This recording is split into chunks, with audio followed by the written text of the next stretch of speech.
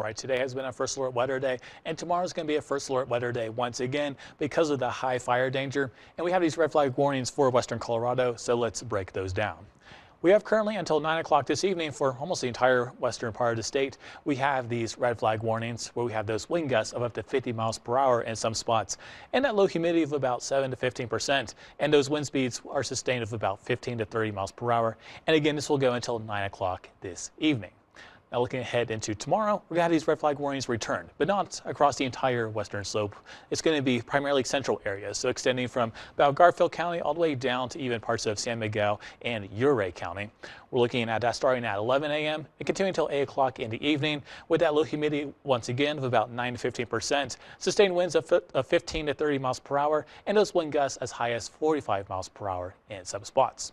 And then looking ahead to Tuesday, we have a fire weather watch that has been issued by the National Weather Service. That is for the central to northwest areas of the state.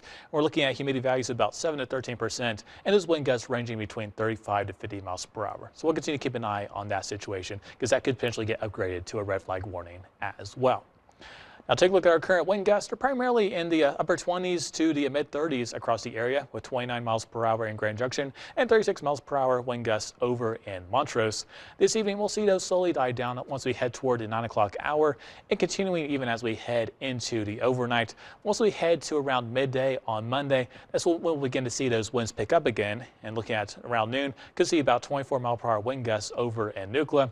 Then around 2 o'clock, increasing a lot of areas into those 20s with of course those isolated higher amounts, and that'll continue as we go throughout the rest of the afternoon before we begin to see those subside and drop down into the teens, even single digits around the 8 o'clock hour on Monday. Now, how much rain are we going to see this week? We're going to continue to stay on the dry side, but looking ahead to June 30th, July 6th, that's where we could potentially see some rain pop back into the picture. The green areas you see on this map, especially the light green, that's where we are an above average chance for some precipitation, and the green is where we have those greatest chances. With the gray, that's where we have about normal chances, and then the tan there, that's where we have a below normal chance. And for us, we are a bit above normal, but looking at about 33% chance between that time period. So we could see some rain possibly. This doesn't look like it's going to be much rain if we do get any rain at all. But this week, we are going to continue to stay on the dry side. Now for our low temperatures tonight, we're looking at 57 degrees in Grand Junction, 55 degrees in Delta, 54 in Montrose, 45 in Telluride, 44 degrees in Cortez, and 53 degrees in Moab. And for those high temperatures in the afternoon, we're looking at 90 degrees in Grand Junction, 92 degrees in Delta, 88 degrees in Montrose, 87 degrees in Cortez, and then 88 degrees out toward Moab. Now taking a look at your 7-day forecast. Tomorrow is the first alert weather day once again. And for our temperatures, we're going to be in the low 90s for the next few days. And then we're going to increase to 95 degrees here in Grand Junction on Thursday. And as we head into the next weekend, we're looking at temperatures in the upper 90s and possibly even the triple digits once again under those sunny conditions with those morning lows in the low to mid 60s this week. Taking a look at Montrose, you're going to be in the upper 80s for the next few days, then increasing to the mid 90s Friday through Sunday under those sunny conditions, with those morning lows primarily in the mid to upper 50s.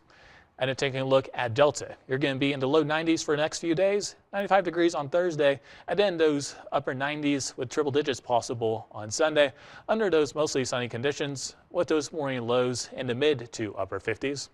And then taking a look at Cortez, you're going to be in the mid to upper 80s next few days, and then the low to mid 90s Friday through Saturday under those sunny conditions also, with those morning lows in the upper 40s and the low 50s.